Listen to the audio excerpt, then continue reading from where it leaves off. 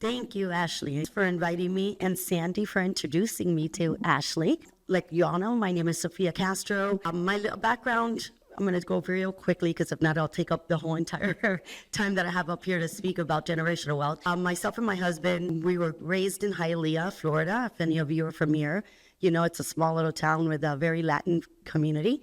And none of myself or my husband didn't know each other, but we both dropped out of high school and did not graduate or go to college.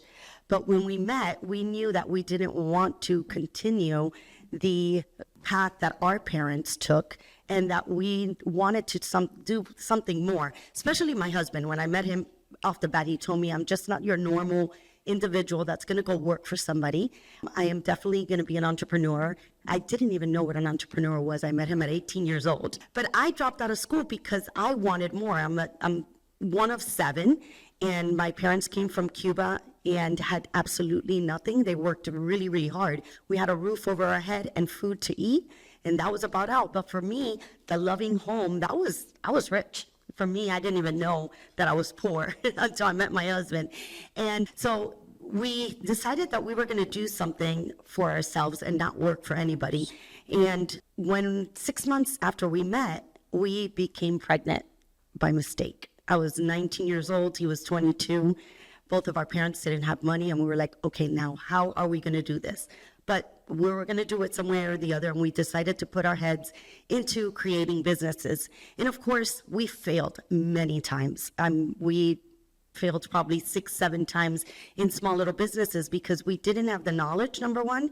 Number two, we didn't have the money to back us up. But in that journey, we always learned from our failures. Any failures we had, instead of going and digging ourselves into a hole, and we're like, oh, we failed, we got to go back and we're not going to do this anymore. No, we just wrote down what we did wrong and let's do it right the next time. And fortunately, we decided we opened our finance company. We just went full focus, not just focused. We were very driven focused. We knew what we wanted and what we were going to do and what it was going to take to get there. In that time, all we thought about was being rich or having enough money to be able to buy a car, to buy a house, to buy jewelry, we had no clue what we were really getting ourselves into. The only thing is that we knew we wanted to be our own bosses and have enough money to live. So in this journey, we're going to go over a couple of things to explain to you what we did in order to get there. And there's going to be a few phrases that we created along these ways that really helped us get through it. And I know it sounds silly or it's going to sound cliche, but one of them, well, the main one was positive mental attitude, PMA, all day, every day. And if you guys follow myself or my husband, you're going to see my husband says it all day long. But being positive about anything you're going to do, it really, really helps. If you knock out all that negativity that you get from your surroundings, and especially from the family members, you're always going to get those. But your surrounding, your closest peers are always going to give you the negatives instead of giving you the positive. But if you stay focused on what you want and you really think positive about what you're going to do, one way or another, I don't know if it's manifesting, I don't know if you guys have read The Secret, but it really happens when you put yourself, you have that positive mental attitude. Of course, you have to do the work. It's just not going to come to you. But if you really, really focus and you know what you want, you're going to get it. It's coming to you. Another thing that we always say is non-refundable minutes. Your minutes in your life, I don't care who you are. You could be the prince, you could be the princess, you could be the billionaire in the world. You can't buy these minutes. They're gone. Minutes, it doesn't matter who you are.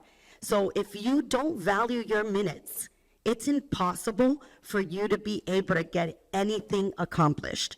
And it is hard. People, they don't realize this. And your valuable minutes is going out and saying, I'm going to go and have fun. I'm going to go to the beach today because I want to.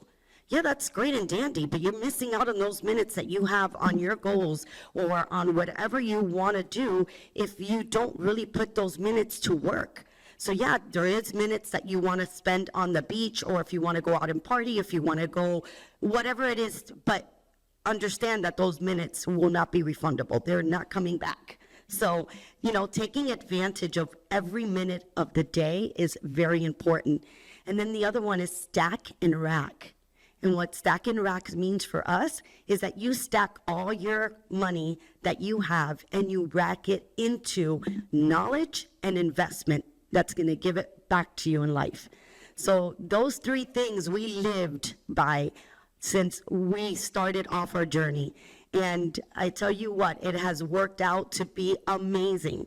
And a lot of people say, oh, okay, yeah, whatever, that's cliche. But that's just the way we did it. So just giving you three little tips of the way that we did it.